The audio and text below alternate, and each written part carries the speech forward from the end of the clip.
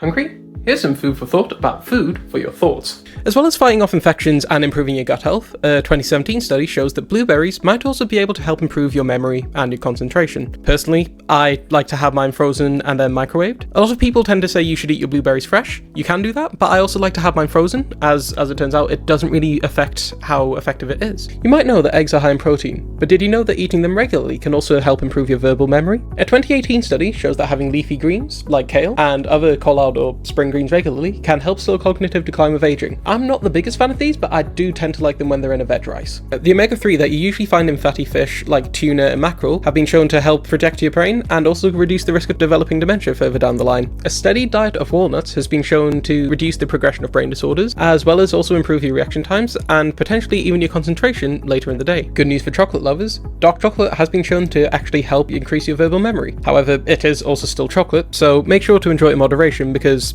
there is still quite a bit of sugar in it. With all the foods on the list, it's important to remember to enjoy them in moderation. Don't just have an entire bag of walnuts. Try mixing some walnuts and dark chocolate and maybe even some blueberries or other berries into your porridge in the morning. Eat healthy, but more importantly, just have some fun with it.